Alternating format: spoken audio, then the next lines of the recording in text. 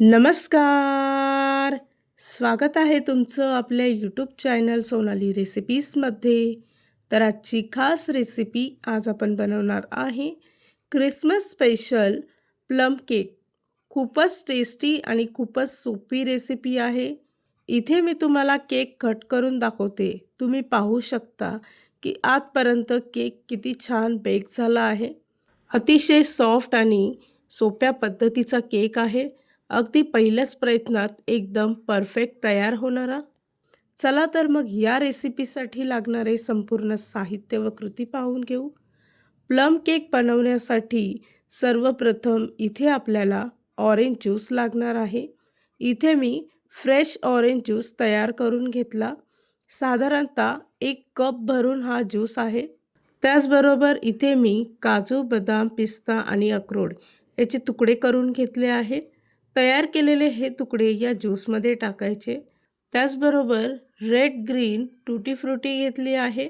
काही टरबूजच्या बिया, त्याचबरोबर काळे व चॉकलेटी मनुके घेतले आहे.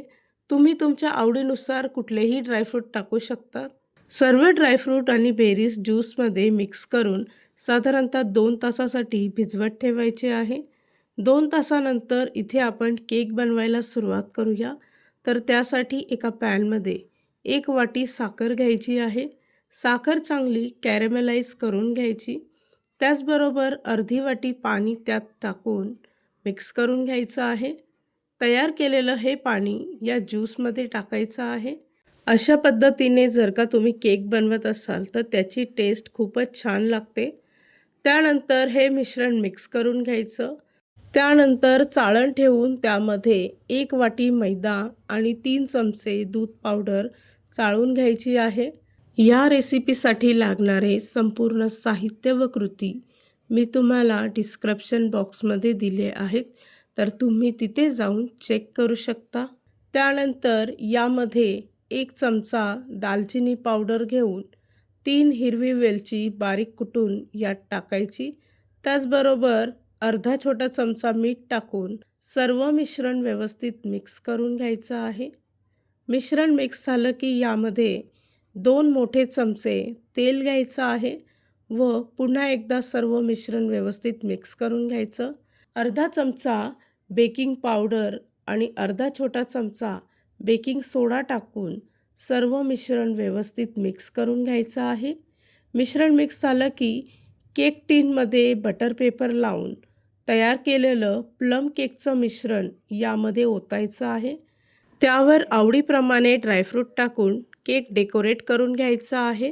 आज आपण केक कढईमध्ये तयार करणार आहोत, तर त्यासाठी कढई 10 मिनिटं आधी प्रीहीट करून घेतली.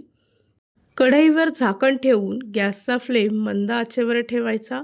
साधारणतः 40 मिनिटासाठी केक मंद आचेवर बेक करून घ्यायचा आहे. 40 मिनिटानंतर एकदा केक चेक करून घ्यायचा की तो व्यवस्थित बेक झाला आहे का नाही व पुन्हा एकदा 5 मिनिटासाठी केक बेक करून घ्यायचा आहे. इथे मी 40 मिनिटानंतर केक छान बेक करून घेतला. तुम्ही पाहू शकता. त्यातील एक पीस मी तुम्हाला कट करून दाखवते. एकदम सॉफ्ट आणि एकदम टेस्टी असा केक तयार झाला आहे. ही रेसिपी तर तुम्ही नक्की ट्राय करून बघा. तुम्हाला खूपच आवडेल. आणि जर का तुम्हाला हा आजचा व्हिडिओ आवडला असेल तर प्लीज लाईक, शेअर आणि कमेंट करा. चॅनलवर नवीन असाल तर सबस्क्राईब करा.